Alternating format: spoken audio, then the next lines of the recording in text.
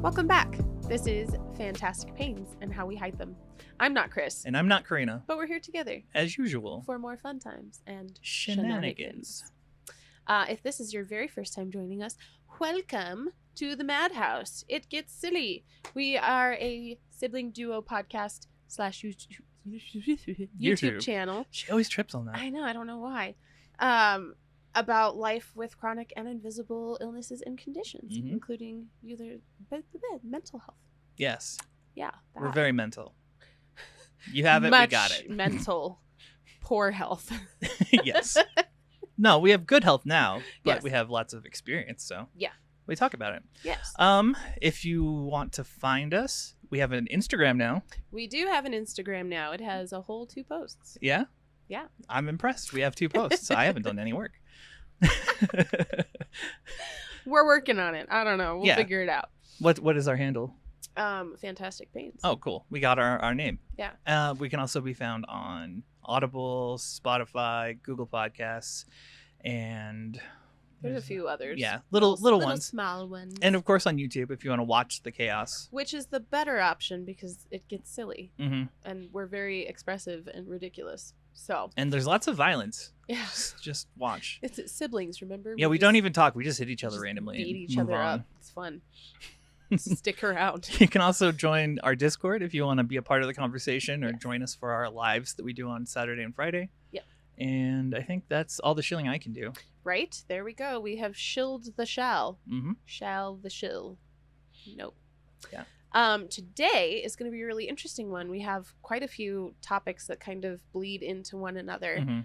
So I won't set it up until we're getting there because there's a lot and it kind of is a linear thought. Right. So I also don't want to overpromise and underdeliver. Right. Be like, we're going to go over all these things, but we only get to one. All the time. So. No, we don't. It's fine. We don't plan. We just sit here and we have conversations. Yeah. It's great.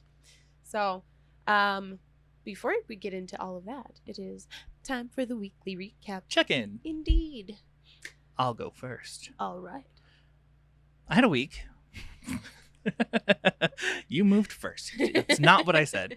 Oh God, it was a weird week. Like we had lots of really cool thunderstorms. Yes. They were crazy. Lots of hail and lightning. Yeah. Which sucked physically, but I was really enjoying it. I know. I was out on the porch, like waiting for the ones that shake your house. I wish we had a patio. Porch. Yeah. I was almost tempted to be like, "Can I come over to your I know. I was place? like, I'll come get you. We can lay on my porch together." Yeah. So that was cool. I mean, not bad. Spent time with the kids. We got to watch Sophie and I finally watched the Black Demon shark movie. Nice. Very disappointing. Even though it's a great white shark. No, it's a megalodon. Oh, okay. Sent by the god Talatl. Oh. A Talal? I don't remember. It wasn't good. There were only 2 deaths. We were both disappointed. Like they build it up. It's a B movie. You're supposed to make it like as over the top as possible. Right? Did they think they were taking themselves seriously? I think they were. Oh, that's a shame. Which is a shame because it would have been great otherwise. Like 47 meters uncaged. Yeah. Horribly great. Blind sharks that are eating girls that went into an ancient Mayan temple that's underwater. Of course that's a serious topic. But yeah, we watched that. We were both disappointed. Bummer. We named the shark Nacho though, because we name everybody, every villain. I wondered because you guys were talking about it. Yeah, Claire hates me. Cleo was the shark from 47 meters. Yeah. And Nacho was Black Demon, and then we had Bob was the thing from The Thing. I like that the thing is Bob. It was just Bob. Well, he also. Are they all Bob? Because it makes more of itself. Yes. So it's all just, Bob. They're all Bob. Yeah, the collective. Nice. Yeah. Bob, the collective. The collective known as Bob. And then we did some work on our refresh that's coming up. Yes. We got some group designs picked out that we're gonna test out. I think we should put some up on the Discord too, and get like a poll, see what people think. Yeah. Because we tried to incorporate ideas. Like I think some of them will turn into shirts. Like if we can get Nick to be like finalizing the ones that aren't great for logos, but they'd be great for shirts. It would be. Agreed. And then I had to fight Walgreens. Walgreens. Again. Still some more. Yeah, I messaged my doctor on Wednesday and was like, okay, so my meds are going to run out on this day. And we have an appointment. I have an appointment with pain management on Wednesday. Score. Yes. I'm really nervous about it because I don't know how that's going to go. But, I mean, nothing's going to get worse. Yeah. So I'm not too worried about it. But, we do that. And they're like, oh, Dr. Bomba's out for the next 2 weeks. And I was like, oh, that means I'm not getting meds, which is fine. I was like, okay, prepared. I get it. And then the very next day, early in the morning, it was sitting there in the Walgreens queue, and I was like, wow, she was on it. And she even she's amazing. Covered, because we told her that, after the first meeting you do a UA and then you wait a week or a month. Yeah. So she was able to prescribe more, which is great. Beautiful. And then Walgreens was like, no. Mm-mm. Your doctor wants you to have this? No. I don't know where they get off thinking that they get to be the final say. It drives me absolutely crazy. And half the time it's not even the actual pharmacist that's messing with the thing. Yeah. So we called them, and the first guy talked to us and was like, well, your insurance isn't covering it. And then Jen was like, okay, we have to talk to them about letting us pay for it out of pocket then. And he was like, and you have to do a consultation. So he puts us on hold. And then we're on hold for 30 minutes, and they keep picking it up and putting us on hold, and picking it up and putting us on hold. They're like, why is this on hold? Yeah. And the other person has probably left for the day. This girl answers, and we're like, oh, so we're just checking on prescriptions for Chris. There should be these two. She's like, oh, well, we're out of the one. And the other one we need to check with my doctor for, which was the bipolar med. Yeah. The aripiprazole, I think. And then she's like, we'll have it ready on Monday. And that was the consultation. What? Yeah. They just are using words. Well, I feel like the one guy was trying to cover for the fact that they were out of stock. I don't know. And that's the thing is because we know they say out of stock sometimes when they just don't wanna. Yeah. Right? Is that just a auto response now when they're I don't want to deal with you? It's out of stock. Well, there is a shortage. Jen looked into it, but there is a shortage. And I mean, it was nice. She's like, well, they have it in the warehouse, so I can order it and it'll be here on Monday. So, ta-da. Ooh. But we had to fight with Walgreens again. And I hate it. Every time I deal with a pharmacy, it's the worst part of the experience. Yes. At least when we were using the one in DTC, they were reliable. They worked with you. If they had questions or concerns, they would just talk to you about it like a person. Right. Instead of gatekeeping. Right. It's so weird. Mm-hmm. It's so weird. I'm hoping that I can find this the same pharmacy again. Yeah. I can't remember what it's called. It's killing me. I keep thinking Concerta. I'm like, Concerta's the medication you don't have. Concentra? No, it's not Concentra. It'll come to me. Okay. At a weird time. Well, you know where it is. Yeah. And if I have cards in my wallet for every provider I've ever seen. So. That's nice. Yeah. So we fought that fight, and then we did lives. Yep. Which were good. Yeah. We had a lot of people last night. Yes. It was chaos. That was so much fun. I loved that. Mm-hmm. It was great. We got to talk to Doggo. Anytime Doggo hops in the chat is a good time. Mm-hmm. Oh, totally. It was great. And then, we did our morning live. Yep. And we started dying, and then now we're here. Yes. The pressure must be changing. It does. I don't know what it is. It's this, there's this peak midday, and then from there, it just gets steadily more painful as time goes on. And that's been all week. Why? Except the last 2 days, we haven't gotten storms out of it, which is the reward for me. Yeah. That crazy thunderstorm when the walls were shaking. I love that. That was great. I wait outside for one that shakes the house. Yeah, there was one near us that was instantaneous. It was really close by. Yeah. It made me jump. It was great. Yeah. Oh, it's so good. Mm-hmm. But I mean, that was my week. I can't think of anything else I did. Well, you and I went to therapy. Oh yeah. But we'll get there. Yeah. So first off, Sunday, Monday. Yep. Sunday, Monday, the TN was back. And the trigeminal neuralgia, where it sets my face on fire for absolutely no reason, and it just feels like someone is stabbing you, and like we describe it as Evan, this little snake that lives in there, because it's this like weird writhing, moving blech that lives in my face. Yeah. And this is on the heels of the provider who was like, let's just hope it never happens again. Right. It was obviously a fluke that you went through that for like 4 months. Yeah. Yeah. That you made that up, or it wasn't real, what? or which is, we're gonna get into that later. Well, and it was funny because like leading up to the attack, I would mention, and I have been mentioning, and if you were in lives, I've probably mentioned, like, I can feel it like peeking through. Yeah. Something is like knocking around in there. Yep. And then something happened with the pressure that day, or those days, and it was just, it was bad. Well, I got that message from you. It said, "The snake awakens." And I was like, what? And she's like, Evan. And I was like, what the fuck, Evan? Evan, the snake that lives in my face. Yeah. Yeah. It was not great, so I'm not having funny, fuzzy, warm feelings about that all. It's annoying. Yeah.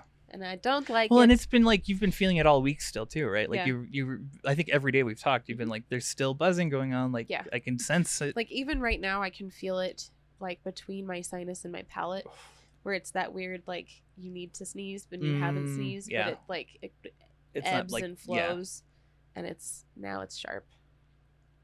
Well, now you're giving it attention. And now it's done. Goodbye, Evan. Whatever. Peace out, homie. So... obviously, it's not gone. Mm-mm. Like, he was like, it'll never happen again. It wasn't even trigeminal neuralgia because it had extra features. Excuse me, that's not how that works. He's like, well, but the other things happen too. And I was like, yeah, you can have trigeminal neuralgia and then glossophageal neuralgia at the same time. And usually, guess what? Well, that denotes that it's in the neck. And you followed it up with, okay, so it's not trigeminal neuralgia. Mm-hmm. You didn't fight him on it. Yeah.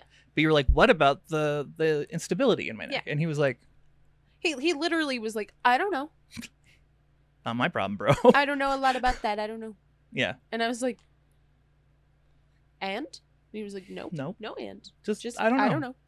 Bye. Well. And I was like, okay. Well. And you have the okay now. You have the blessing to move on. Finally. I had to call. So I called last Friday. Mm-hmm. And they were like, we need to get permission from your current doctor to release you. Yeah. Then I called on Wednesday because they were like, call back on Tuesday. So I called on Wednesday and they were like, oh, there was never a request sent. And then finally, yesterday while we were in therapy, my therapist looked and she was like, oh, there's a note here. He said that it's a good idea to release you and good luck. And I was like, great, cool, awesome. Mm-hmm. Glad we're with it now. So now you get a chance to go to be with the nice neuro yes. that you liked. Yeah. Oh, I liked him a lot. And I didn't realize that that's who that was. The same one, yeah. Because he did the procedure looking at the electrical activity in my legs. Because he's like, it's not seizure activity, but literally everything in my muscles, it's not like a heartbeat flutter. Right. It literally is like tick, tick, tick, tick, tick, tick, tick, tick, tick, tick, tick, tick, tick. And my husband, like when I vibrate, it's this crazy internal tremor that does other stuff also. So... Also, everyone say hi to Randy. Hi. He's here. He's hanging. But that's what it is. And even when I'm working out, I have my trainer watching for because I will go to do something, and as soon as it fatigues, it does this like stuttered movement. Yep. And I have it all through my left side. And like, I would like someone to explore the drops. And it's just... the frame drops. And lost time, which Nick had. I'm glad I finally found someone who was like, it's like a time jump. Like, exactly. You lose a few seconds out of nowhere and you're suddenly in a different position. And you're like, what the? Did I just teleport? Where was I? I mean, I could understand how people could confuse that for like other things and then start reading into it. Right. Oof. But then we had therapy. Yeah. On Wednesday. Oh, I got to go to Elitch's with my hubby. Yeah. We had a really good time. How long did you guys go? 2.5 hours. Did you guys have like the passes to like? Yes. Okay. Some of the ride operators were really angry that I had it though. There was one who. But you're invisible. Made a point about because we sat in the front on the Mind Eraser, but that's like where the gate opens to. Yeah. So you just like naturally get in. And then she's walking around like about it, and then she comes over and then she's talking to the other one and she's like, I just don't like that this can happen. And he was like, it just is a thing, like, get over it, it happens. But you got to write a bunch of things, right? Like, yeah. Okay, good. That's what matters. A lot. And then we went and we did the pool for a little while. Nice. And then we went home. That sounds excellent. It was a good time. Yeah. So, but we got passes, so we're gonna make a point of going a few times over the summer. And then if we can get you in too, that'd be cool. Because I have freebie passes. Yeah. Also. You need to take Rin. Yeah. Well, so we'll need to get you like a pass so that we can get. Yeah. You the freebie passes for the kids. Yeah. Why not air it here? My daughter's voice is in my head. She's been asking me all summer if I've talked to you about going to Meow Wolf, but letting her come and bring Mason. Oh, yeah. Yeah. Yeah. I figured. But she, like, every time you visit, she's like, did you ask Auntie Karina? I was like, oh, no, I forgot. I did see that she gave me the look when I was, because Jen went. Yeah, Jen went to Meow Wolf. Chris, and he was she almost forgot to tell me. Like, I didn't find out until 2 days before when she accidentally was talking to someone else on Discord. And she'd had it planned for like a month. 2 months. 2 months. They made plans way out. Yeah. And then I was like, I don't get to go? She's like, do you want to go? I was like, I can't. The kids we have to have someone here because our grandfather was out of town. She's like, I'm sorry. It's like, I don't mind. And so yesterday we were sitting there and I was like, no, it's fine. We'll go at some point together, you and me. Yeah. And I just saw her like. Exactly. So I got the side eye of like, Funny story. Jen tried edibles for the first time yesterday before she went into Meow Wolf, and she had a good time. I imagine so. A really good time. Wow. She got home and was talking to Sophie, and she's like, I have something to tell you, Sophie. I might be a little high. And Sophie's like, why? She's like that mom. It's just, oh. I'm not mad. I'm just disappointed. Yeah. That's funny. Oh my God. But yeah. So then we had our live, which was great. And we did our stuff with Nick, who was wonderful. Mm-hmm. And then we had therapy. And anger that therapy. Was like, she made me yell.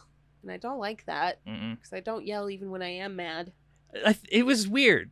Like, for me, experiencing that, because it was so not you. Right. It felt like you were emulating fights that you've seen in the past. Right. Which is why I was like, oh, I hate this. Yeah. This is like taking me back to childhood. I don't like this at all. Yeah. It was icky. Yeah. Because usually if I'm shouting, it's in defense of myself. Yeah. That's different. That's like, I'm going to stand up for me and I'm going to get my voice in there so that like I can bring the situation down. And I don't like to get like crazy mad because it's so exhausting. It is. My God. And so she made me yell and emote anger a lot. Hit one, emote anger. Yeah, pretty much. But it was just weird because afterwards we were doing the live. I was like, that's not how I'm angry. Like when I'm mad, I am quiet and terrifying. And I looked over and my husband was like, yeah. He's having flashbacks as we speak.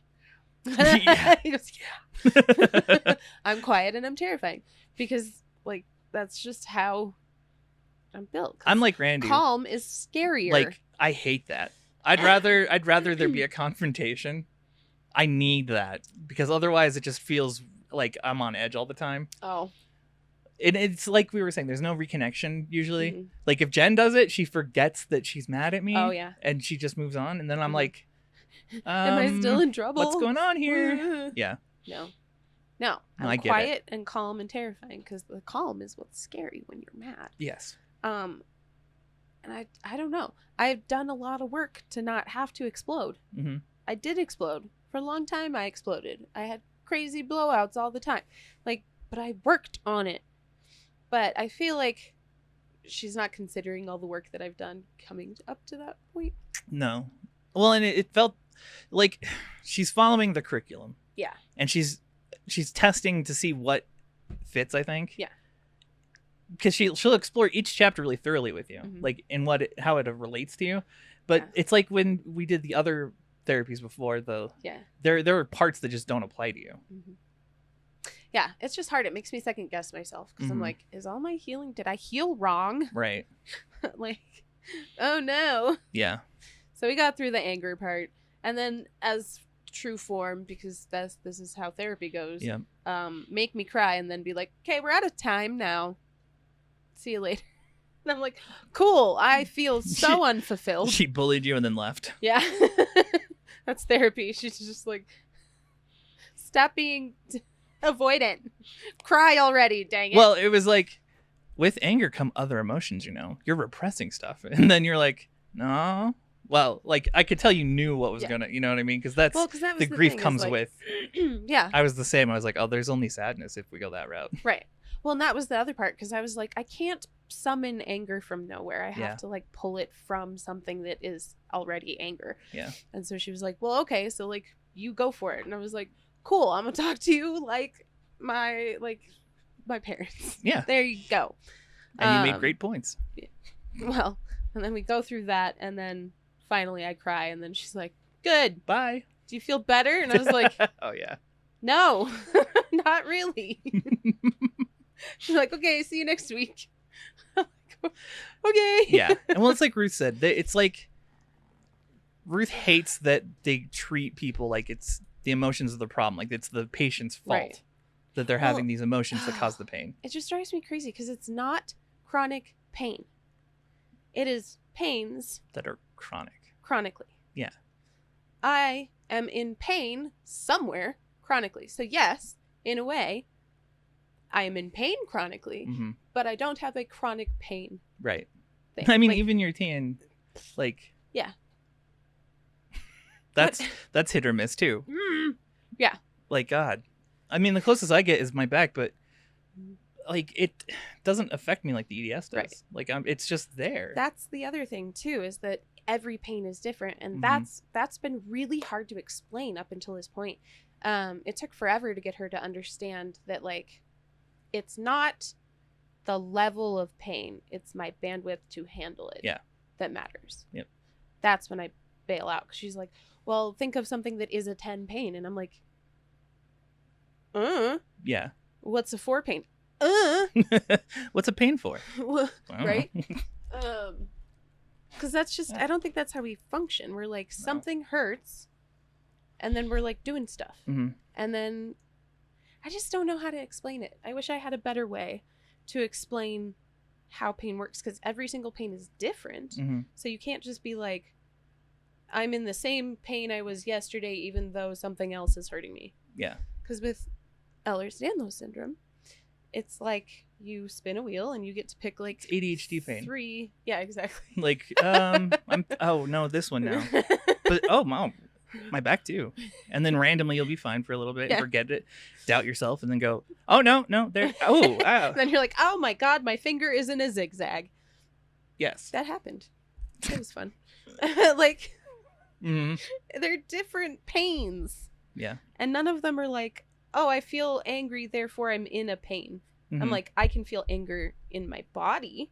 Right. Like, I can feel the emotion, but it's not talking to the pain in my body. No. Well, it's not trauma-informed pain. Right. Which is what she's trying to treat. Which is not right, because really, the pain is its own animal.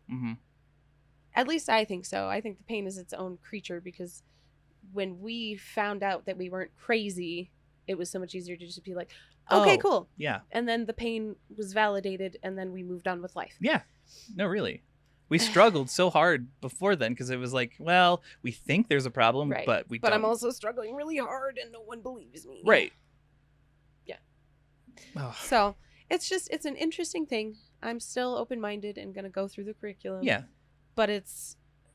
I mean, there were things that I got out of it, at least. But it was mostly just realizations that I managed my anger the proper way. Right. Like, that I'm not doing it wrong. Because I was worried. I've had the same process. I was like, oh, I think I do pain wrong. I do anger wrong. I do anger wrong. Like, oh, no. What am I doing wrong here? I'm like, I don't stuff it down. No. I definitely find appropriate times and places to let it out of me. But I also don't need to make a big show of it. And there are still times where, like, I will leave work and I will get in my car and I will drive and scream and cry and punch the steering wheel. Like, that's that's as close as we get. And that's exhausting. And you don't hide it. Right. It's not a deflection. It's you experience the emotions and then you go back to what you're doing. Exactly. Because that's the other thing. Like, I always am like, how long do I have to feel an emotion for it to be like, oh, felt? Like, I'm done feeling it now. Because I have ADHD. 80 of them bitches. 80 of them. Yeah. All right. So, leaping off, how do you want to attack our thing? Because you wanted to talk about...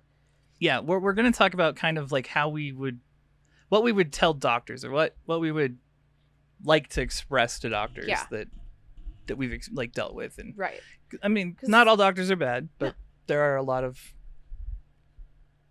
not like intentionally bad doctors. But no, I think a lot of it is like responsive doctors versus like proactive doctors. Yeah. And so you have like, and this is kind of where this came from, like sliding in, was my neurologist being like, well, it's gone now. Yeah. See you later. Let me know if it comes back. That's all. Bye now. And being like, okay, but you're not asking questions. You're not chasing answers. You're not helping me like figure out what's going on with me. Right. You're just like, yeah, okay, let's try some drugs. And that'll be it. Bummer. Yeah. But that's not what I mean. Well, it was also reduce your drugs. Yeah. Because you were having a bad time with the carbamazepine. Yeah. Yeah. What a pain. But like as an example of something that's been going on in the news, I was watching videos on this last night and the night before. But there was a lady who was diagnosed, I think, schizophrenic or psychotic. Yeah. And she had been that way for 20 plus years, like a long time. She was in care and she was just not there. She was not connected to reality. Yeah. And she had been that way, and she had a doctor look at her like in the beginning of it all. And then he came back years later and was like, wow, she's still here. Like, why has nothing changed? Nothing's working. Because they tried all sorts of therapies. Nothing worked. Until they did a blood panel and found out that she has lupus. So crazy. And once they started treating the lupus, the autoimmune, then she came back and she was like, she thought it was 1997. Yeah. It was bizarre. It's like psychosis in patients with systemic lupus. Yep. Which is that's crazy. So insane. But she had been that way for a long time, and everyone was just like, nope, it's all head. It's all head. It's all head. It's all head. Until one doctor caught it too. They weren't looking for it. Yeah. But it got caught because of another test. Yeah. And it, oh God. But at least they were looking for something. Yes. And that's the thing, is they like made an effort to be like, proactive. Okay, maybe this isn't it. Exactly. Maybe we need to dive a little further. But 20 years? Yeah. God. Can you imagine being treated as though it was all head when it's not?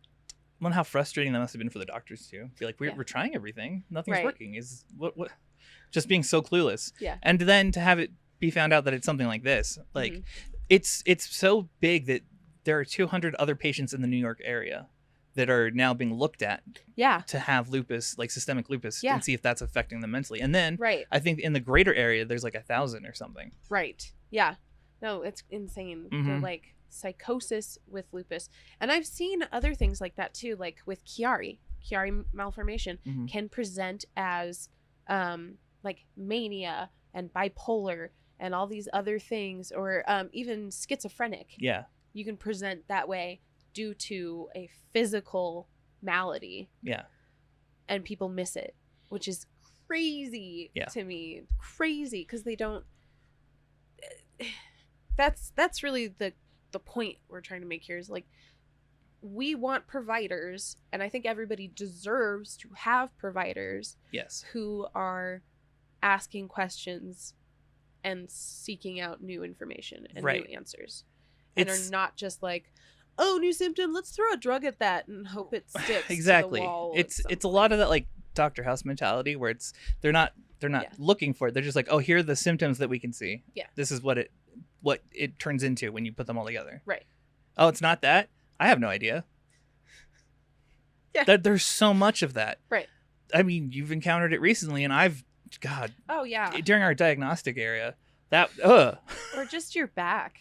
Oh, yeah. Trying to get the side pain figured out. God, that took like how 2 many years. things. And that's the other part. Like, how many times have we had to lead our doctors to the correct answer because we went and did like the research. Yeah. Because they're not doing the research. They're and then you can't tell them because then you're a WebMD patient and they think you're just a pain in the butt. Yeah. But that's the thing. They're glancing at your chart like minutes before they see you and not thinking about you after you leave. Right. Well, and we have the problem of not remembering every symptom right off the bat. Like if it's not being experienced or recently, then you don't remember it. Right. I had that a lot where like I would try and remember things, and that's why Jen was so handy because like she would be like, no, this happened and this was going on and then you had this. I was like, oh yeah, of course. Yeah. Oh, that's why I put the trigeminal neuralgia on the calendar this time because I was like, I need you to be able to see from like how long it stopped to here's another episode, a really severe episode, and then we're back in like Limboville again, but it's still there. It's not gone. It's still there. But otherwise I won't remember. Yeah. And I'll just be like, oh no, I've been fine. Everything's been wonderful. I mean, that's the only reason I ever did pain journaling was to remember everything and when. That's so hard too. It is. You're like, what is like important information? And you don't know until they ask. And then you're like, I don't remember yesterday. So I can't really help you there. But that's. Yeah. The genesis of what we're going to talk about is telling a doctor what you wish they knew about EDS. Yeah. And talking about how we get treated and how that affects people because they don't. Yeah. There's so much medical neglect that's unintentional. Right. Like, it's ridiculous how well-meaning they can be and how off they can be. Yeah. Well, and that's the other part is like the gaslighting that comes along when they may not even see it that way. They may not think about it that way. They're just, and this is the hard part too, is that when you do a job for long enough, all the people bleed together. Yeah. And so you see patterns in patients that are not really there. Right. And so patterns in behavior might come off as like, ugh, they're just drug seeking. Yep. Or, ugh, that's always something else, or it's always something new. You've always got a symptom. When I first started, I was afraid to bring up new symptoms or say that a medication didn't work because I was worried that I would be considered drug seeking. Yeah. But I wasn't. Literally, like I was. There was a point where I was on fentanyl patches. If I was drug seeking, I would have just been like, "No, they work great. This is perfect. Are awesome. Keep giving them to me for $3 a month." To lick them. Right? No, like I've tried all the things. Yeah. I now know what works, but even when I go in on Wednesday, I'm like, how do I present my case so that they understand that I try things, I've tried things, and I'm not just here for medication. Well, and we're not difficult patients either. Like we are extremely flexible in being able to try different treatments and then come around and be like, okay, none of what you wanted to do is helping. Can we go back to the thing that I know works? Yeah. That's what I'm going to have to do for the next couple of months. Right. Is the gauntlet. But I mean, if we find something that works, I'm always open to it. Like, I'll try anything. We did ablations like 6 times and they never worked. And they hurt until the last one. So well, and that's the thing, until you find like the correct providers, and this is why doctor shopping is so important. So important, and you should never be shamed for doctor shopping, because I'm changing neurologists. I'm done with that. I need somebody who's more proactive, will ask more questions, and will be able to think in a flexible manner to be able to go, okay, I'm not set on this being the diagnosis. Let's try something different. And this doctor actually has worked with me before, and I didn't even know it, which is really cool. So I need to get on the schedule with him and see what we can do. But I'm hoping that he's more like my GP, like primary, because it took years of working with, but there's also like, when it's a good doctor. Yes. Versus like, oh, if I do this for years, we're going to get nowhere. Well, I mean, that's a good first thing to talk about. Yeah. Like your initial experience with the doctor tells you a lot, right? Yes. Like when it's what's going on with you and then you list it and they're like, okay, not a great doctor. Yeah. Like the ones that we've stuck with, at least for me, have been the ones that are like, oh, I don't know what that is. And they're like, I'm going to do research now. Yeah. Or they're like, oh, I've heard of that. And it's this, right? And you're like, actually, it's a little different. And then they're like, oh, okay. And they like take it in and they listen to you. Right. Well, and or they do the research and they learn themselves Yeah. properly. Yeah. or they learn from other patients. Yes. Which is the other thing that we've seen, because my little brother has my primary as well. Mm-hmm. And my primary will be like, oh, I can't tell you what your sister did, but you should talk to her about this. Nudge. Treatment. We could try this. Mm-hmm. I can't tell you who it worked for. We have that doppelganger girl that's always a week ahead of us. I know. She'll do surgeries or so appointments with specialists a week ahead of us. Yeah. And I swear it's the same girl every time. She's so funny. She's just a better version of me. Because I had one for surgeries. Yeah.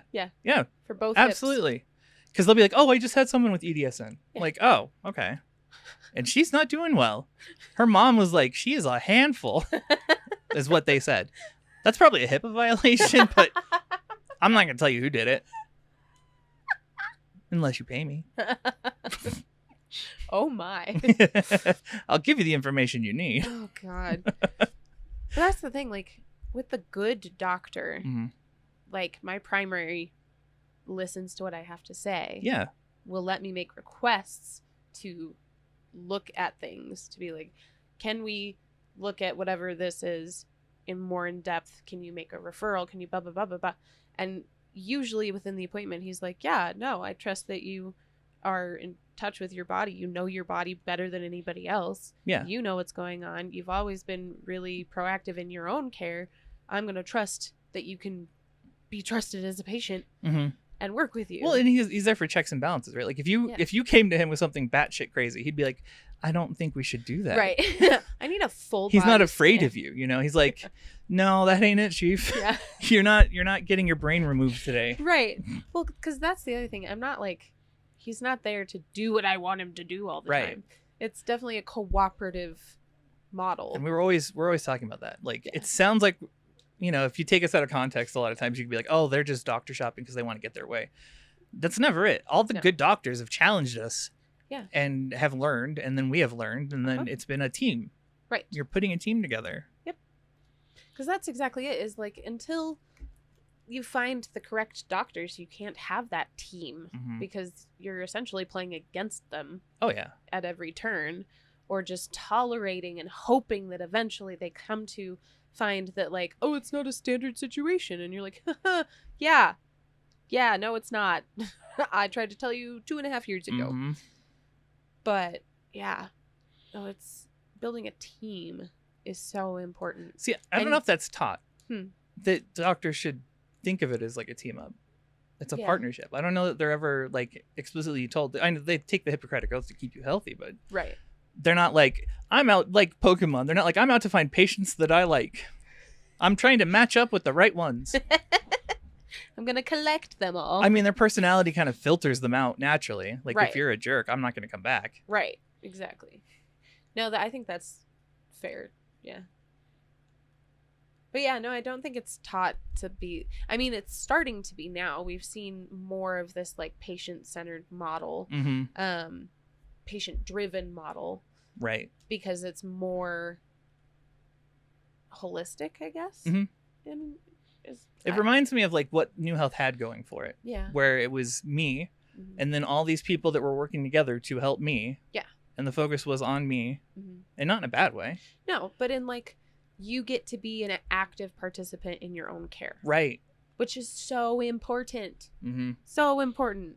Well, and I wonder how rare that is, if that has something to do with it. Because a lot of people will go to the doctor and just want answers. Like, Doc, my back hurts. Fix it. What's up? Yeah. We're more like, we have a continual problem. We know what's going on here, and you know, this new thing happened. Right. And then it's like a conversation. And then they're like, is it like the thing that happened before? And you're like, nope. This is totally different. And I've never had anything like it happen. It's weird. And that's why I'm here. This is what is weird. Yeah. Well, and we've said before that not all doctors are out for that kind of care. Right. Some want the mundane. They want to be a primary care that just helps people with their arthritis and, you know, getting old.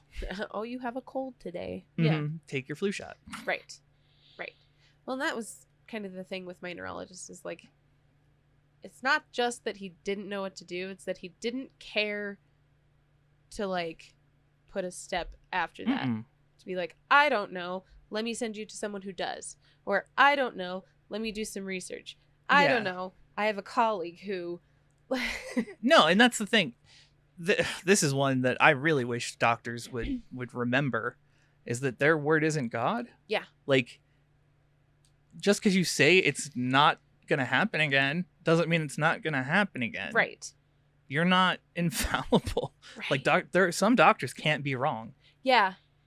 Like the ones who don't believe in EDS. Ruth came across that. There was somebody who was talking about, I think, was using the wrong name for a part of the heart. Do you remember what I'm talking about? Oh, I think so, yeah. And she's like, actually, it's called this. And he's like, no, I think I know what I'm talking about. And you're like, Google it. And he's like, oh, I don't need to Google it. Oh, you use Google? I'm a doctor. Yeah. Yeah. I don't Google things. And you're like, okay, you don't want to know more about things you don't know? So, wouldn't it be better if they taught, like, instead of like the hoofs, horses, not zebras, like a contingent where, like, if it is zebras, then you're going to need a different plan of care. Yeah. Like, you will encounter zebras. Oh my God. And they are going to take a different type of care than you have. Yes. That would be so important. And I think that, there isn't a step there where it's like, because, I don't know. For those of you who are not familiar with the term, doctors are taught, think horses, not zebras. Mm-hmm. Like, when you hear hoofbeats, think horses, not zebras. Yeah. Because if you have a symptom, they want you to think in the realm of, like, highly likely versus, like, it might be sometimes super rare. But I also don't like the idea of rare. And that in medicine really bothers me, because it means that doctors discount it. Yeah. Like, they're like, oh, that's rare. It couldn't happen. Mm-hmm. And you're like, but it does. Spent 30 years doing that.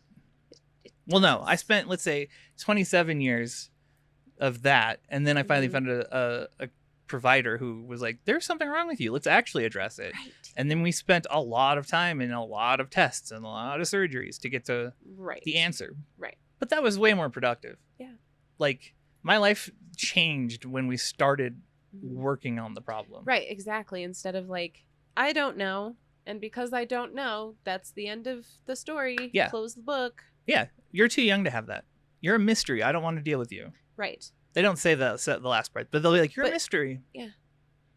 And it's a dismission. Like, I don't understand you. I'm going to make no efforts to understand you. Mm-hmm. Like, it's not my problem. Someone else will do this, I'm sure. Right. But wouldn't it be so much easier if we could, like, bypass the ego? Mm-hmm. Because that's the thing. Doctors, they worked really hard to get where they are, most of them. And they have a lot of ego. Yes. A lot of ego. Because they know things most people don't know. But if we could bypass the ego part, and they could go, I don't know. Right. That's so rare. Then seek answers. It's like when people are like, they want to know a thing, and you're like, I don't know, Google it. And they're just like, nah. Right. And you're like, how? How did you just, like, you don't know a thing, you wondered a thing, but you don't care and then to find the answer. You didn't go look for the answer. What? Yeah. What? I'm guilty of that. I still don't know what that saying was. Which saying? Ecumenical politics. Still, I've been meaning to Google it for 2 weeks now.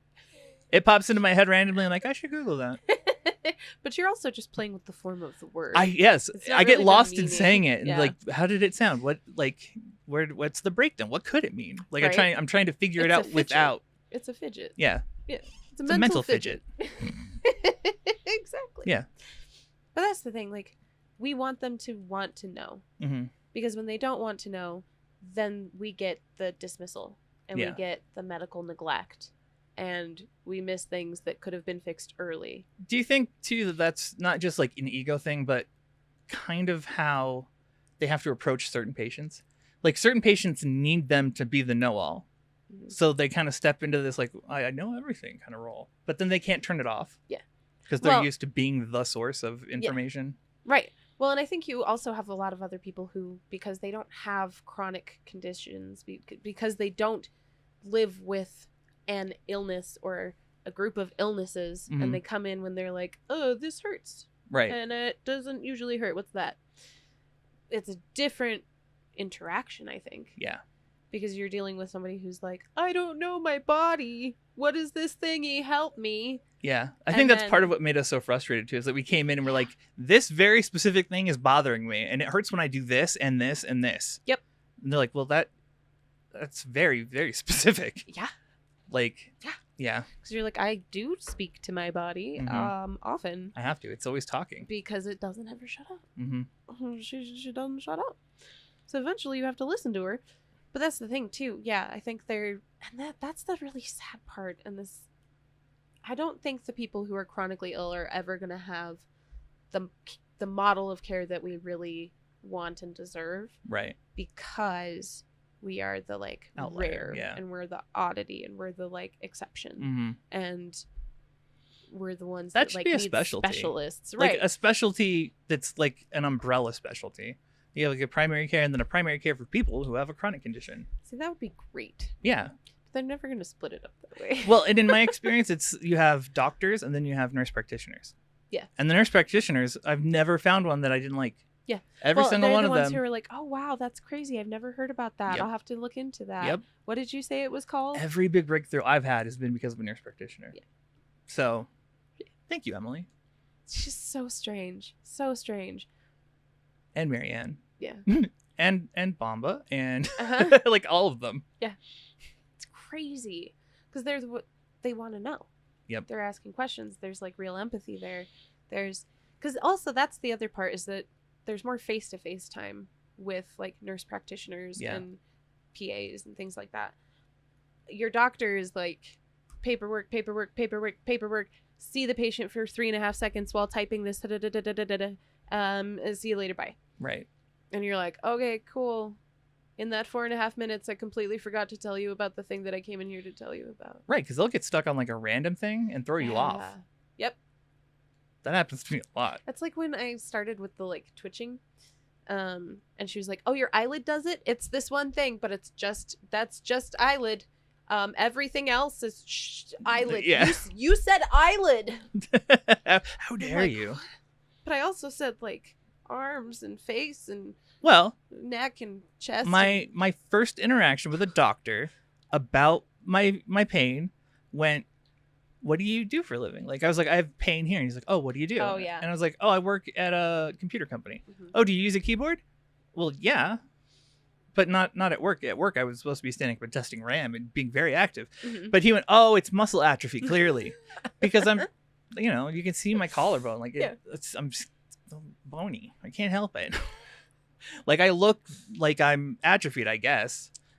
I was very tiny at the time. Thin. Yeah, I was a twig. Yeah, we were thin. And then I just was told to exercise. And then that ended up damaging things worse and making the problem worse. And then I saw more doctors that told me it was the same thing. And that went on for 8 years. Yeah. Because we get the, like, you're too young. Like, we don't... They don't even think to go into the zebra realm. Because they're not... It's not just that they're not looking at every horse as a zebra. It's that they're not looking for zebras at all. They're like, zebras don't exist. We're not unicorns, guys. Right. We're zebras. I also like that you coined the term the realm of zebras. The realm of zebras. We're from the realm of zebras. Right. But they're like, that's not real. Zebras aren't real. No, you're thinking of the pointy one. The horse with a point. We're talking about the stripy horse. The black-white one? You don't know?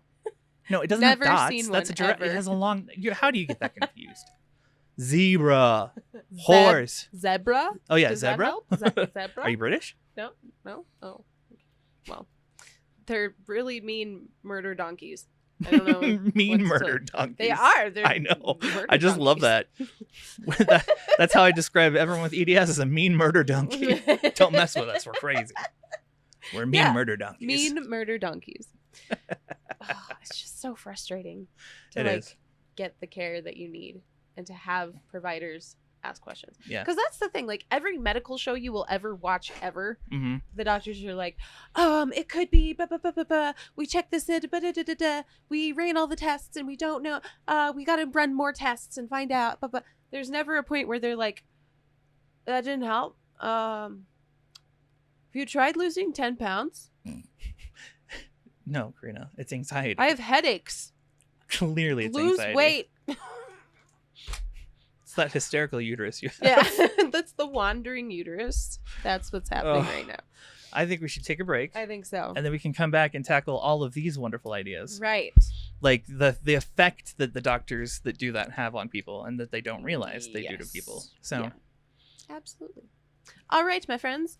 We're going to take a break, which means that you have some work to do.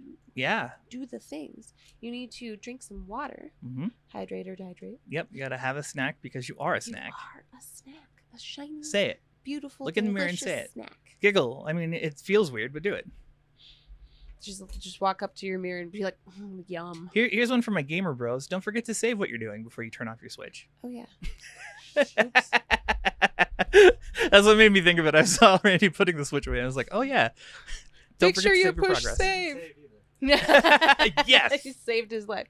Take your meds, by the way. Yes, definitely. If you have not and you need to, take your meds. Take a break if you're in the middle of something and you need to take a break. It's fine. Take a second. Right.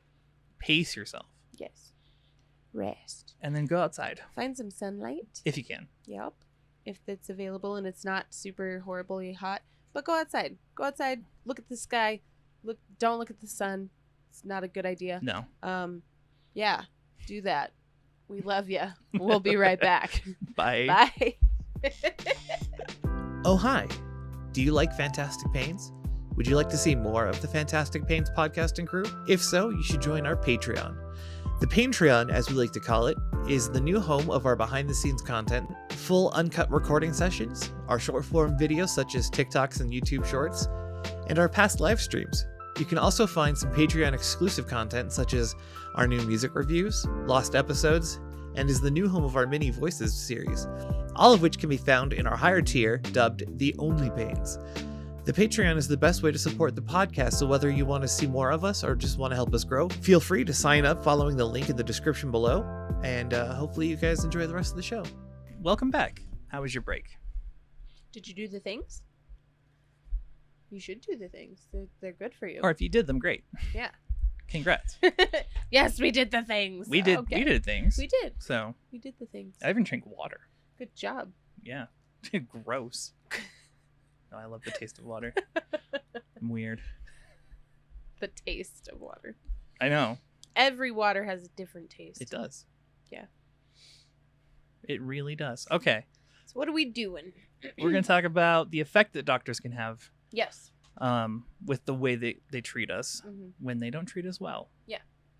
So dismissive doctors, we see this all the time. You see stories upon stories upon stories of it with people who have been neglected. There's a YouTube or a TikTok that I was watching where this woman was diagnosed with Chiari and craniocervical instability, but it took her forever. She got to the point where she could barely walk. She couldn't lift her own weight. She couldn't support her own weight. And then finally a doctor got to her and was like, okay, so when we did all the flexi tests, your skull is separating from your neck 3 millimeters or whatever it was. And your brain is hemorrhaging out of your skull. But it took forever to get there. Yeah. And that kind of medical neglect can have really dangerous and scary consequences. Yeah. Well, I mean, first, let's assume she didn't get diagnosed, and then one day she just tilts her head, right? And then game over. Sever your own spinal cord and die. Yeah. So that's fun. Yeah. But there are also smaller examples. Yes. Where even just ignoring a diagnosis can destroy somebody. Questioning a diagnosis. Oh God. Who diagnosed it? When did this happen? They diagnose it? Who was it? Can you prove it? Do you have a certificate of authenticity? Can we call them? Do they exist? Are they real? Yeah. Yeah.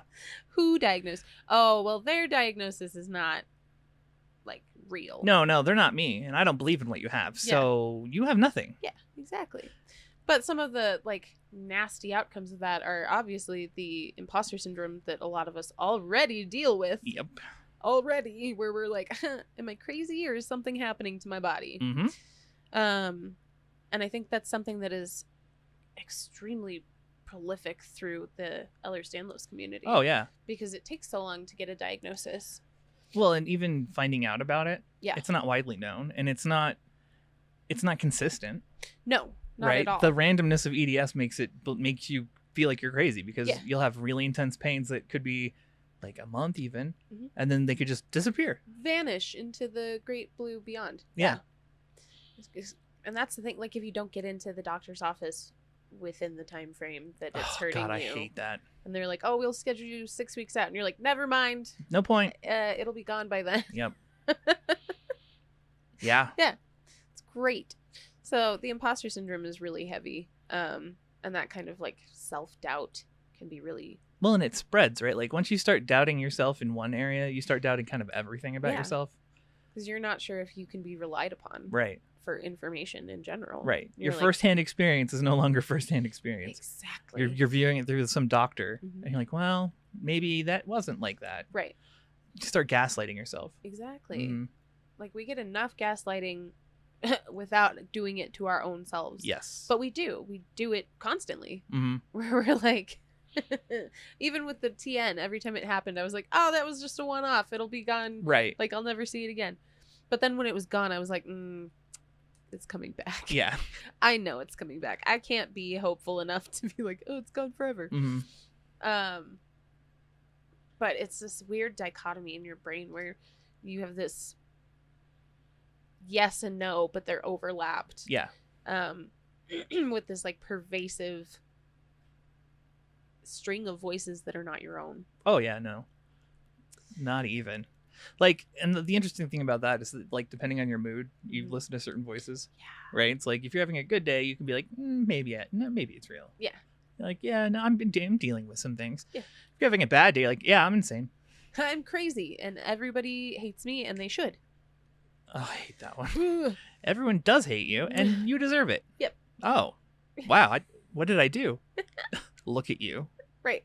Oh, you're like, you're right. Clearly you're drug seeking oh, from your own brain, and you're like, but I'm not, and you're like, but you're like, but you brain, are you? Are you telling me something right now, bro? You okay?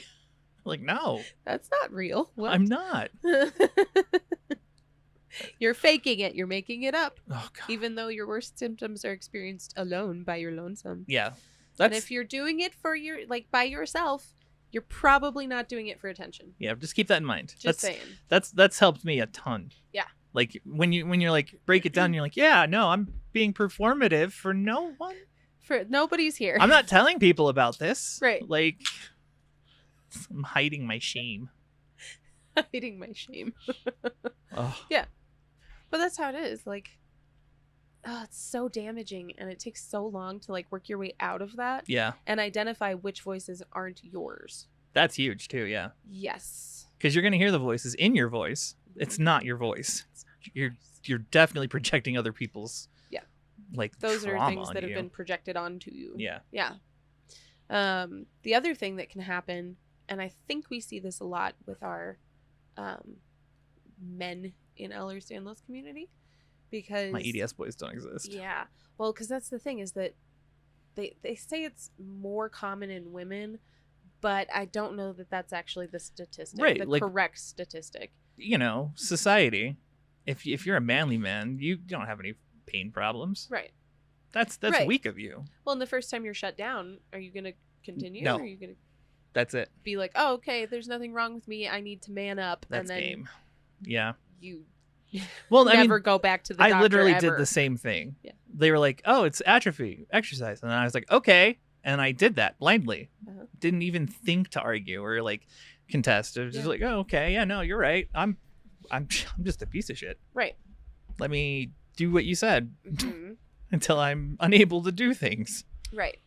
Oh, God, it's bad. Yeah. And like the differences in empathy too are really interesting, because you have this like with men, it's like if you come in and you say you're in pain, they'll take it super seriously sometimes. Yeah. And then if you're a woman and you come in and you say you're in pain, they're like, silly woman. Dude, this drives me up the wall. You don't feel pain. Jen and I have gone in for like the same thing it's a couple not times. Real. Like say I have a really bad ear infection or like dental problems even. It's like I get treated way different than if she goes in. Even if I'm with her, it's like ridiculous the difference. Yeah. Oh yeah.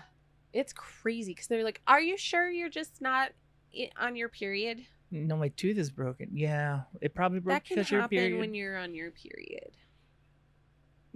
Yeah. I've never felt what it's like to have a period before. I'm only in my 30s. Well, what the alternative is, shouldn't you be used to it? Oh my God. If it was from your period, yeah, shouldn't you be used to it? You shouldn't be used Which to it. is why we see that, like, PCOS and, what's the other one? The bad tissue. Oh. Endometriosis. Yeah. Takes so long to diagnose as well because Yep. they're like, it's just your period and you just can't handle it because you're a delicate little flower and you need to just, like, you know, man up a little bit. Wow. Okay? Man up a little bit. Yeah. Really should be the other way around. Right? Men need to woman up. Woman up. Woman up and get diagnosed, bruh. Okay. But that's the fact of it, is like, men will take the L and be like, all right, I guess there's nothing wrong with me. I will continue to suffer in silence because clearly it's just me. Women will take the W and then get nothing done about it because they're women. Yes. Like, oh, you have a diagnosis in this thing? Dude, fuck you. This is why we talked about why it's so important to have the diagnosis. Mm-hmm. Because can you imagine half the things I've gone in for without any kind of diagnosis? Yeah. Oh my God. And my chart immediately would be like, she really likes to, like, have problems. Yeah. No, it changes. It changed mine instantly when I was able to get Marianne to, like, correct my chart. Yeah. And fixed it so that I'm not drug seeking. Right? What? Right? Ugh. Yeah. Or anxiety. It's your anxiety. Yeah. It's your anxiety. And you're just anxious. You've never felt a feeling before. You're just anxious. Exactly. What? No, hate I'm it, telling you, my dude. shoulder dislocates. No, it doesn't. It doesn't. You're just anxious that it is. No, your that's ribs what don't you- actually dislocate. Like, no, but they move. A lot. And sometimes they overlap. And that's really fun. Mm-hmm. I love that. She's fixed those It's for me. cool. They suck. Oh, They hurt. gross. Like, You can just slide it over the other. Mm-hmm. Good stuff. But yeah, the avoidance of care is another one that's like, it's just, A random here that's killing me. Whatever. I've talked about this a lot, where being in chronic pain and discomfort and having chronic symptoms puts us at risk already. Yes. Because when things go horribly wrong, we wait. Mm-hmm. Because we don't know It's a symptom, if it's going to pass. Yeah, my septic event easily could have been ignored. Ooh. Like, literally, I was asleep. Yeah. I would have just slept to death. Yep. If it wasn't for Jen, thank God. Ooh. Scary But stuff. it's that kind of thing where, like, Yeah. you already have symptoms of things. You don't take them into consideration when they happen again. You're Right. not like, oh, now I'm worried about other things. Right. Not even remotely. Oh, no. Oh, I've experienced this before. God, that was my motto as a kid. I'd get horrible chest pains that, like, I couldn't breathe. And then it'd be like, no, I've gone through this 1,000 times. It's fine. Yeah. The talk that you have to give yourself where Mhm. you're like, it's not an emergency. It just feels really bad right now. Yeah. And that's just a skill you learn. Right. You teach yourself that skill. Yeah. Because what are you going to do? Tell someone that you're like a 12-year-old with a heart attack? Right. God, I'm not going to do that. No. That's also probably just trauma. Like, I don't want to be the problem or anything, but I might be dying over here. I'll just do it quietly Yeah, I'll be Over over there. here. by myself, where I can be in pain alone. Yeah. Yeah. Oh, God. And yeah, avoidance of care it's a huge problem. Oh, yeah. Because when you're shut down repeatedly over and over again, you're invalidated. So why would you think that you'd be validated the next time? Or Right. the time after that? Well, and then once you add imposter syndrome, yeah. Oh, yeah. you're looking for an answer. You're trying to force a narrative. Mhm. Like, you're going to start shutting yourself down. Yeah. Yeah, like, the why can't you just accept that it's you? you are the problem, and you can't live a life that everyone else is living and feel the same things. Yeah, that why everyone can't else you feels. cope when everyone else Yeah. can? Yeah. Oh my, that Oh, voice. I hate that I guy. hate the ones where have you ever had a doctor been like, well, everybody goes through that. Yes. Yeah. Because we didn't describe Do they? things perfectly. You know what I mean? Like, we used Well, it. and we were too young Yeah. to be taken seriously. Yeah. Constantly. You're too young. You're too young. Yeah. I am too young to have any problems. So I guess I don't. I'm just wonderful. Like, is that what they say to kids with leukemia? They're like, oh, you're too young. I was just thinking about that. I was like, how does that happen? Right? Your son's too young. to be dying tomorrow. Mm-hmm. That's not gonna happen. Yeah. Ugh. No, it's a mess. And that's the thing. That's why we need that like patient-driven care. We need that whole person view Mm-hmm. of what is going on with somebody. Yeah. We need to be. Our system needs to be investigating. Our system needs to stop sending people home from the hospital when they are insisting that something is horribly wrong. Yeah. Like I see story after story of people who die, like literally die because they've been sent out of the hospital so many times. There was that woman who was sent, like she had the cops called because she wouldn't leave the ER and they kept trying to discharge her over and over and over again. Yeah. It's just scary. Yeah. No, it's terrifying. Yeah. Like I had this problem even with like the children. Mm-hmm. Like let's hypothetically we had a normal upbringing, let's say. And let's say we had a problem. Our parents, being who they were, would not want to take us in because that could lead to CPS or investigations into home life. Mm-hmm. So I've been watching a lot of stuff about like people who are like they refuse to take their kids in even when it's dire. It's like you need to. Yeah. Like I was scared taking Rory in when he busted his head open. He came running into the room at 3 a.m. and tripped and hit the corner of our bed frame with his head and got a giant cut. Yeah. Yeah. And Rin broke her ankle as a baby. Oh.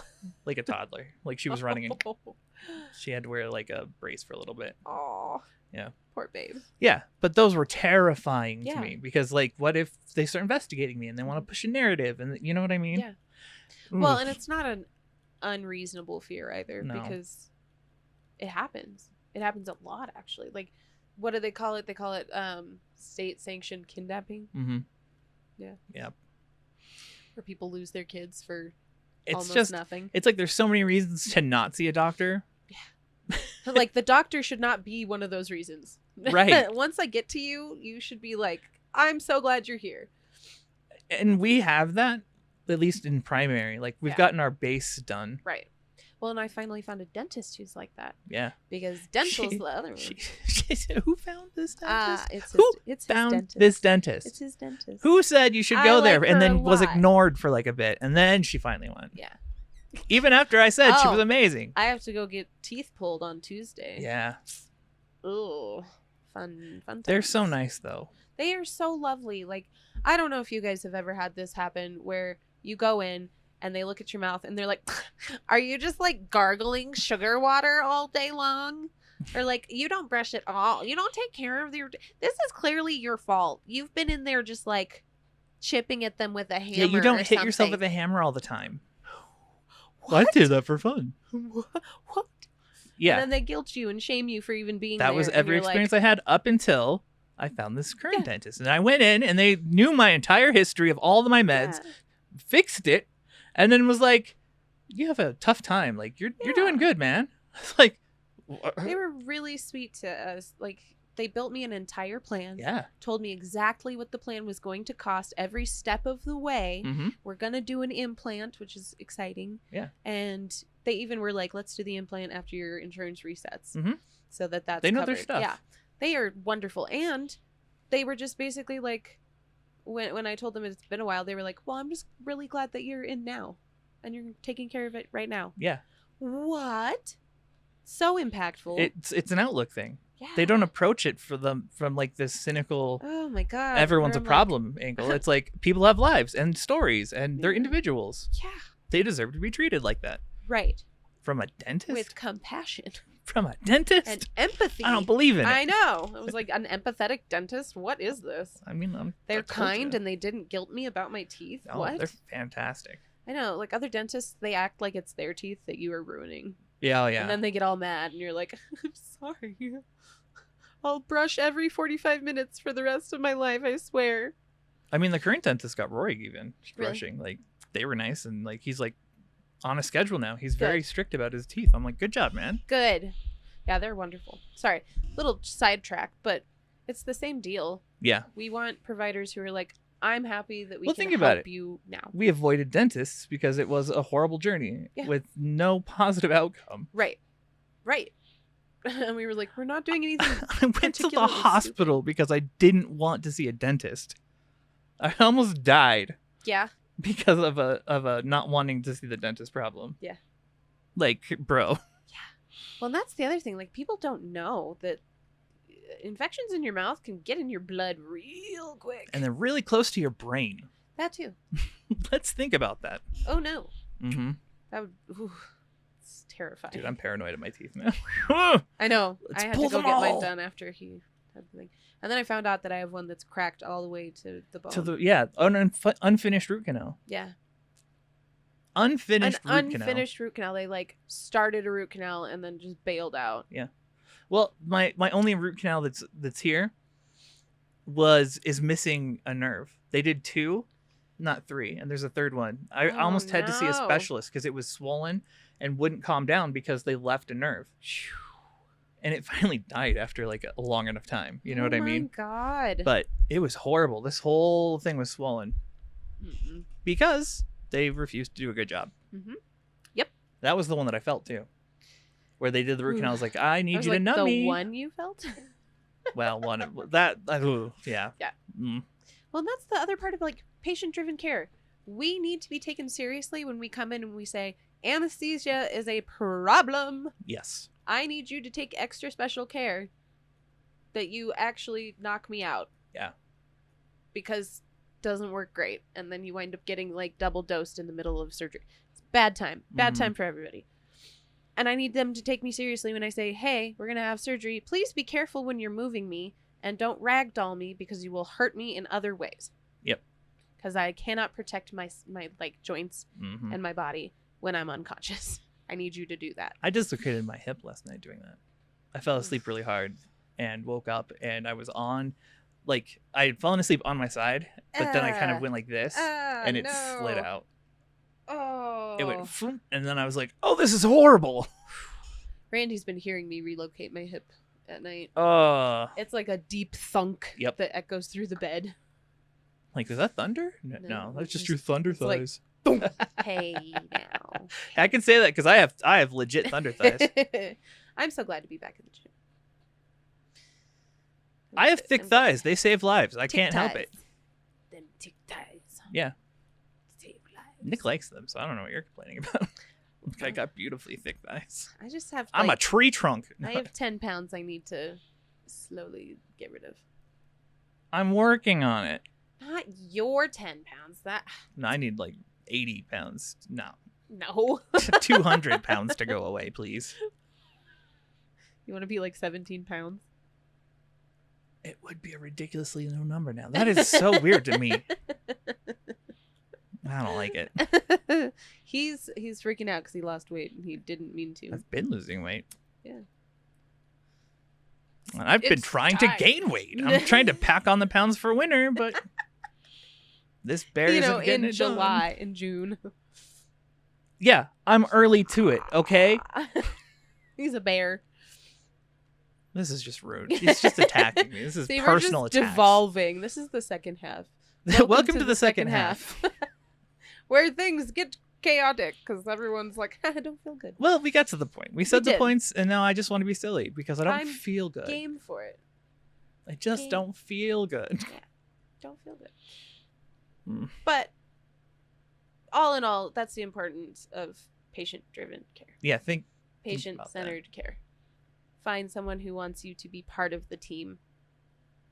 Absolutely. You're not a dog at the vet. You can speak up for yourself and should be listened to. If you need that. There are some people out there that don't really want to be that involved. They just want to be told. Well, but like thinking chronic illness. I know. They exist. There are chronic illness people that are stubborn. That sounds exhausting. It probably is. Oh, man. But, find the care that's appropriate for you. Yeah. Hopefully it's patient-centered. But that's, Yeah. If you want to be taken seriously and get good care. Right. Well, and you kind of know you found it when they are all aware of each other. Yeah. Like my therapist being like, no, this is the neurologist you want. Mm-hmm. She has no idea otherwise, aside from like working with patients and being like, oh, they all really appreciate this guy. You have similar issues. He's the guy you want to be with. Yeah. When I was talking to Bamba about losing New Health, she was trying desperately to think of something similar because I was like, you know, they did PT, they did mental health, they did small surgeries, they did pain management, all under one roof, and they all worked as a team. And she was like, oh, I don't think we can find that. It's like, well, it's okay. I still have Anna. I still have Dr. Anna. So the mental stuff is taken care of. I just need to focus on the pain management aspect. Yeah. And then she was like, oh, okay. She didn't feel as bad. Good. When are you seeing Anna? Oh. Or have you seen Anna? Insurance is still being wonky. Oh, okay. It's being a butt. But hopefully soon. I really want to see Anna soon. That would be good. Yeah. Yeah. But yeah. I don't know. Find someone who actually is interested in helping you. That's the moral of the story. That's the key.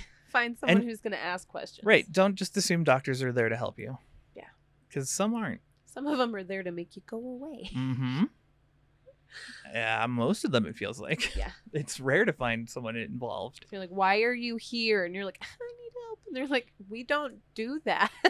Yeah. What do you want doctors to know about EDS? EDS. That was my response when we were saying this. Like, literally, just about EDS would be great. Right. Like, actually knowing about it. Yeah. Instead of just, oh, you have stretchy skin? And from the patient part, because, and that was the criteria that they're getting ready to research. Yeah. To maybe possibly change. Right. They're researching this year, and it'll take a year to gather the data. Yeah. And then they can work on and I'm hoping the criteria change. They are including the things that are kind of off the books. Mm-hmm. Because we know, I don't know, there's a bunch that are really common with Ehlers-Danlos. Yeah. But are not officially criteria. Right. Like the anesthesia problem. Right. That's just understood in the community. Yeah. Like difficulty with numbing, difficulty with being put under. Yeah. Yeah. It's all there. But we'll see in the coming years, and it might be interesting. Yeah. I don't know what they're going to do about I assume they're going to grandfather things in. Yeah. But at the same time, I'm really curious about what there will be people is. like your what's the word I lost completely? Geneticist. Yeah. Versus the one I saw. Yeah. Because the one I saw didn't want to believe in EDS to begin with. No. So he would just use that as an excuse. Oh, there's new criteria. You don't fit. Oh yeah. Well, and the only reason that our criteria was weird was because we didn't have someone who was already diagnosed. Catch 22. We're both trying to get diagnosed. What do you mean we need we have someone family who needs members to be that diagnosed? have the condition. Yeah. The same problems. Right. It's more than just one. Yeah. It's high genetic outcome. Well, and guys. your geneticist understood that. Yes. Mine apparently doesn't believe in anything. Yeah. So, mainly taking care of patients. So. Being kind and compassionate in any capacity. Yeah, treating someone like a person? Right? Nah. What? Oh, yeah. That's it. That's all I have to say. It. I'm done. I'm done talking Over 2 it. and 4 people. That was sad. That was very sad. There you go. What she's doing is flipping things on my table. Earlier, she was throwing things on the floor for no reason. It was bizarre. Yes. And then I might have emulated her by throwing everything near me on the floor, including coffee. It was empty. Okay. It's like, sir. But I did flip it. Sir. And it went, woo. He's out there flipping coffee. Yeah. Trying to make everything sticky. Anyways. Time to wrap it up. Yeah. Yeah. Well, if you've made it this far, thank you so much for coming along with us on this meandering kind of journey here. It's an important topic, and it's one that we should all kind of be mindful of in our interactions with doctors, and if you are a doctor, in your interactions with patients. Yeah. I don't think we're that cool yet to have a doctor listening, but knock on wood. Someday someone might share it and catch it. Yeah. Maybe this episode. Also, I want to say hi to the new subs. Yes. Welcome to the Trash Panda family. Indeed. We're glad to have you guys. Make sure you join the Discord if you want to. Yeah. It's worth it. Yeah. And one last shill. If you made it this far, please remember to like, share, and subscribe if you have not already subscribed.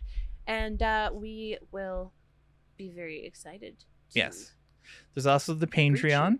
We have a Patreon if you guys want to join and help support us and see extra content. Like we have music reviews, actually music made reviews now. Yep. We have extended releases of everything unedited. And I think all of our TikToks and everything are all there. Yes. It's all in one spot. It's good stuff. Yeah. Indeed.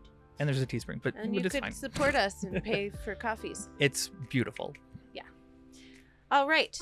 Well, on that note, I think we're going to say goodbye. Mm-hmm. So, as always, be kind to you, be kind to others, and we will see you in the next one. Bye.